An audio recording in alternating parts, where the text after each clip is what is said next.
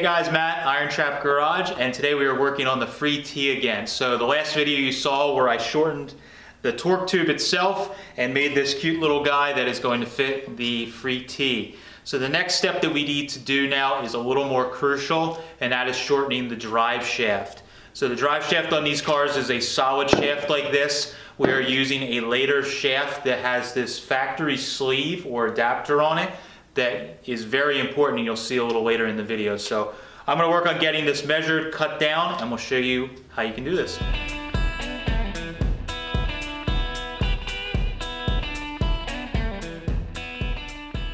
To properly align the drive shaft in the torque tube, start by assembling the drive shaft bearing, thrust washer, speedometer gear, and then the retaining clip.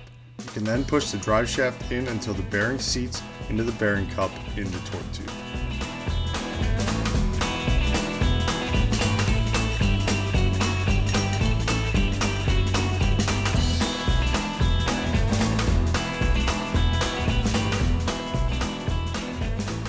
Here you can see Matt is test fitting the front U-joint and torque tube retainer.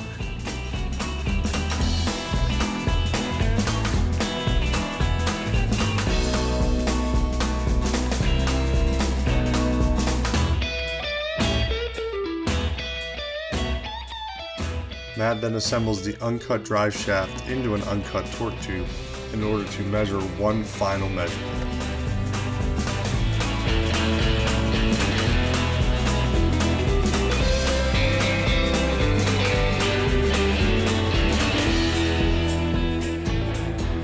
Now that the drive shaft and torque tube are totally assembled, Matt can now measure the amount of recess the drive shaft is from the rear flange of the torque tube.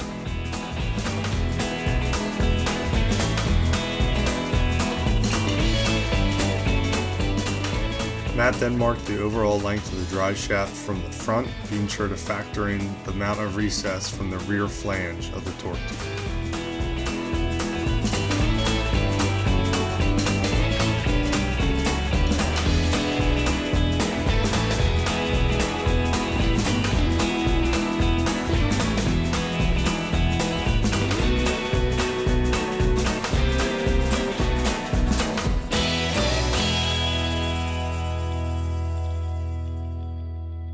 Alright, so we got the drive shaft cut down. I wanted to show you guys why we're using this Lathe drive shaft. So the Lathe drive shafts post 40, I think it is. It might even be 46 to 48. Somebody will correct me, I'm sure. But anyways, the Lathe rears, they come with basically this factory sleeve or spline adapter on the rear end of the torque or of the drive shaft.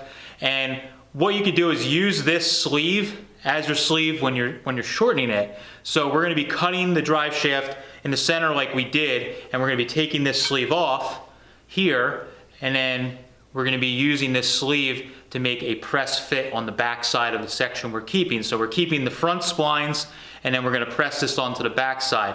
This is sunken in, I think it's something around 2 inches into this sleeve. So when we make this a press fit, it's going to center itself when you hammer it down in. It's going to center itself on there and be pretty darn true just by doing it that way. So these sleeves are worth their weight in gold. You'll often see them at swap meets, and guys are selling just the sleeves for like 50 bucks. But this is how they were doing it with the old stock cars and hot rods back in the day, because you were able to use this factory sleeve and you didn't have to bore something out. I've done it other ways where I've cut in the center and made a piece, and it's always a nightmare.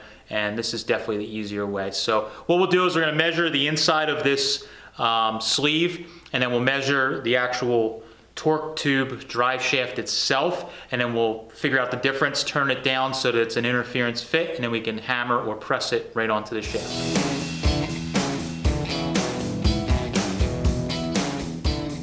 After measuring the difference between the inner diameter of the factory drive shaft adapter sleeve and the outside diameter of the drive shaft, Matt turned the drive shaft down until it was an interference fit in the factory sleeve adapter.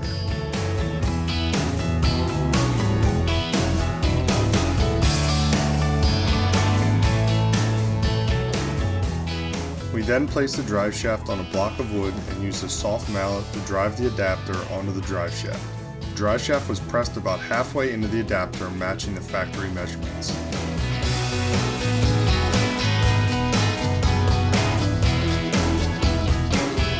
Matt then test fit the entire drive shaft and U-joint assembly to assure that it all fit together correctly.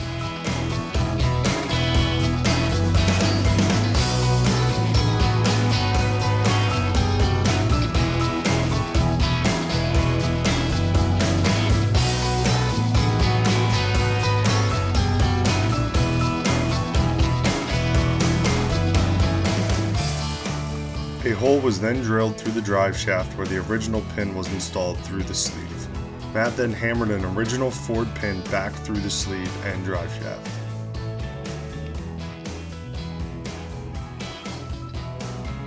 Tack welds were then placed around the perimeter of the sleeve. Note the bevel of the adapter and the slight valley in the drive shaft that allows for good penetration into both parts.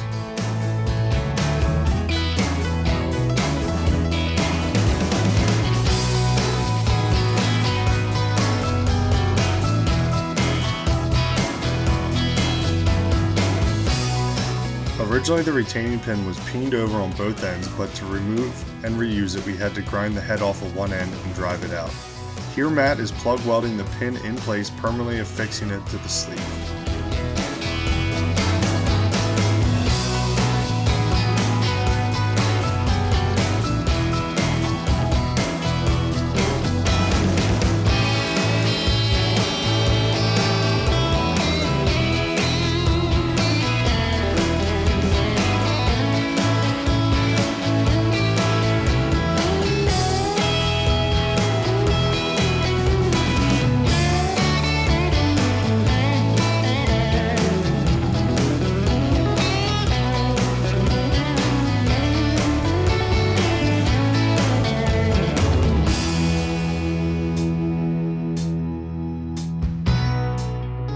The sleeve seam welded and the retaining pin welded in place, Matt drilled 2 more holes in the sleeve and the drive shaft and plug welded them together for additional strength.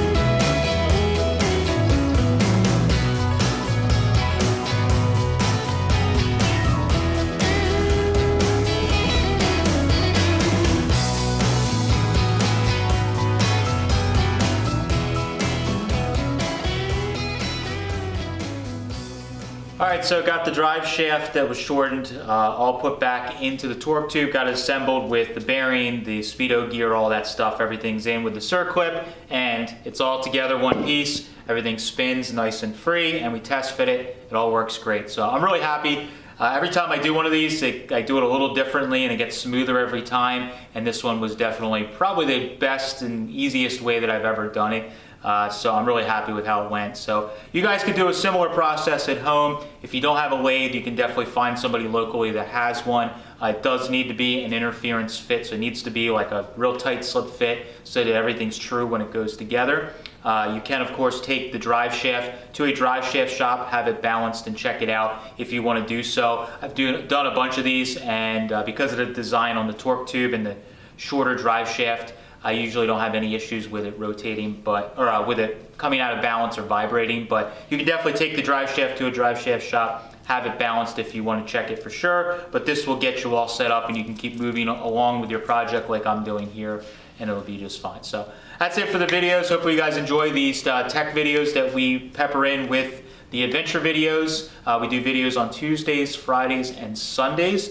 If you haven't, make sure you click that subscribe button and drop us a comment. Let me know what you think, how the tea's shaping up. Thanks guys, catch you later.